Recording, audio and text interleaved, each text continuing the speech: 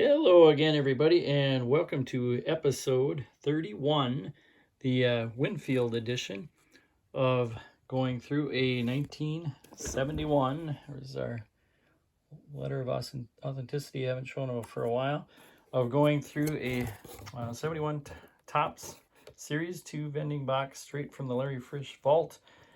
Not a whole lot of cards left to go through. After we do that, about a pack's worth today, we're going to more specifically talk about what has been voted as the most memorable college World Series game in history. It came from 1973. Happened to involve the Minnesota Gophers and USC. But before we do that, let's see who we get again today. Looks like that's a good amount to go through. We're hoping for a bench or receiver would be real nice. K-line too. I think we've only got one each of those. We have gotten 5 Carews, 3 Stargels, 4 on Santos. So we've done pretty well on some other players. But we'll see who we get. Bobby Tolan, very good outfielder. Cincinnati Reds. And then we got a Hall of Famer. Here in his managing days, also had some good managing days with the Mets. Won the 69 World Series. We're a good player with the Dodgers in the 50s mainly. We got Jerry Moses. A good pitcher here. These have all been a little on the off-center side with our Bill Singers, no exception. John Strohmeyer. We've actually got some really nice Strohmeyer cards. And if one thing, this vending box has been really consistent. Guys who seem to have really nice, almost perfect cards. It seems to just keep coming. And Strohmeyer is trying to get a good view of that. This would be another one there that we've done that with.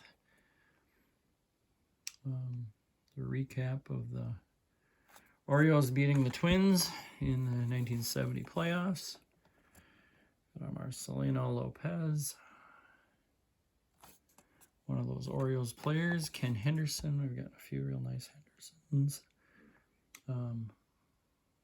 Looks like a pretty good one, although it looks like the top part's a little more off center. There's a good center fielder there. We've got a Dave Marshall. Good, Marshall's had some nice cards in here. Jim Lytle.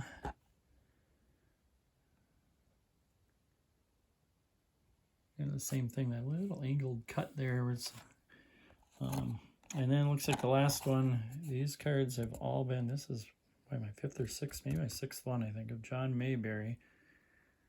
And each one, and I'm guessing this one looks the same, is just a little short on the side to side. Just must be the way it was sitting. I'll try to get this right on top of the Lytle card. There it is. You can see the card's just a little bit narrow going side to side on the John Mayberry. So each Mayberry card in this whole vending case has been like that.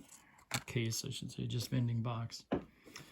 All right, with that, we won't go quite as long today, but we're just going to do some Dave Winfield talking about that 1973 World Series a little bit. So in the 73 College World Series, University of Minnesota, real good team. Down to the final 8, they won their first game, 1-0 over Oklahoma. Winfield pitched that game, complete game.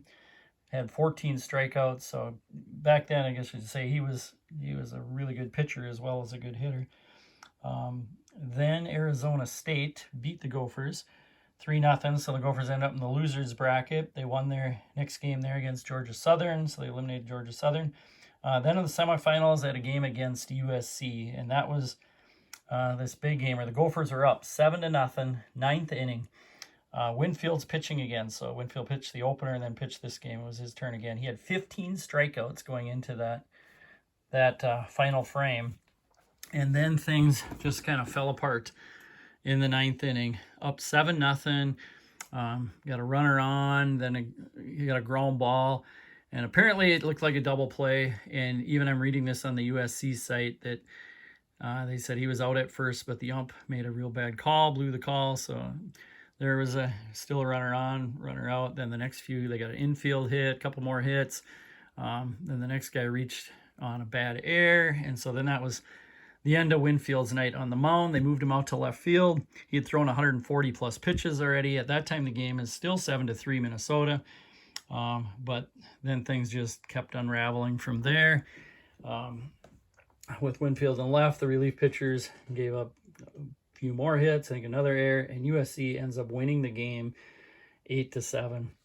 Probably one of the craziest, worst losses. That eliminated Minnesota. Now, my childhood memories, I always thought that was the championship game, and realized I was 8 years old at that time, so just coming out of second grade, that's June of 73, and I thought we lost the championship game. I kind of followed the game somewhat. It wasn't on TV. I don't even know if it was on the radio, but if it was, I was kind of half listening.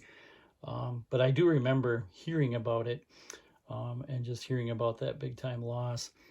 Some of those big players, I got them out here for USC, like going through cards again. Rich Dower, Freddie Lynn was on that USC team. Roy Smalley, their coach, Rod Didu. Rich Dower, here's a quote here I'm going to say. He said, "My whole career, even facing the big boys in the majors, I've never seen anything like that," talking about Winfield.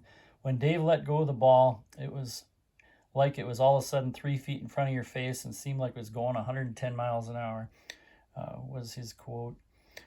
Winfield, even though the Gophers were eliminated there, Winfield still was the MVP, most outstanding player, I guess they called it, of the World Series, College World Series. His final stats, he threw 17 1/3 innings, gave up 9 hits, only 1 earned run,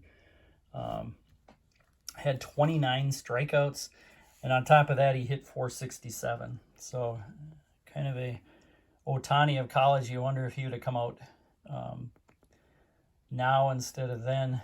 They probably would have had him pitching and hitting both, but he was such a good hitter. So then I actually remember him more as a basketball player in college. I guess that's probably what I got to see on TV. And that Gopher team, his senior year, came in second in the Big Ten. He played basketball, and he had a couple other players that end up in the NBA on his Gopher team. Ron Behagen, Jim Brewer, Clyde Turner, and McCarty was also a drafted guy off of that team. Winfield actually came in Minnesota on a baseball scholarship, but Bill Musselman, the coach, heard that, boy, there's this guy playing intramural basketball on the baseball team that looks like he's better than any of your players. You better go watch him. Went and watched him, and as soon as the game was over, came up to him and said, "You got to play basketball for me." And he ended up being probably on this team that had 4 guys picked in the NBA. He probably was the second best player next to Jim Brewer on that college team. Winfield ends up, after college, you can see on the back of his rookie card there, drafted by the NFL Vikings, the NBA Atlanta Hawks, also in the ABA, who had a league there in basketball as well as the San Diego Padres. And he ended up being the 4th overall pick. That was kind of a unique year, that 73 draft. The first overall pick was a guy named David Clyde. Came right out of high school, and the Rangers threw him right in the rotation. He actually didn't do too bad right off the bat. You can see he never did play in the minors there at all. Still ended up with an ERA a little high, over 5. The number 2 pick in that draft was John Stearns.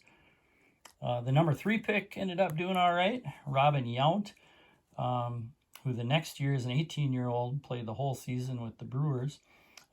In 74, 73, he still is in the minors. And then the number 4 pick was Winfield himself. And Winfield never went to the minors. I think he might have only played in the minors on a rehab injury stint later in his career. But Winfield also, let's see, there's a guy picked later in that draft too. Another guy. So there were 3 guys that year that went straight to the majors that were drafted. David Clyde, Winfield, and then the 11th pick, Eddie Bain. The Twins kind of did the same thing, and you can see his card there, right to the Twins, no minor leagues. And he did start off with a bang, but he was in Arizona State, which was the team that came in second to USC that year in college baseball. So Winfield had a pretty good career. He ended up playing over 20 seasons, had 12 straight All-Star appearances, 7 Gold Gloves, 6 Silver Slugger, received MVP votes in 9 seasons, including in his age 40 season when he helped the Blue Jays win the World Series. He came in 5th in the MVP voting that year. He finished his career with 3,110 hits, 465 homers, and 1,833 RBIs. There's just a little sampling of some of his cards. He's got a ton of cards, so I just threw some of them out there. There's all his early cards anyway.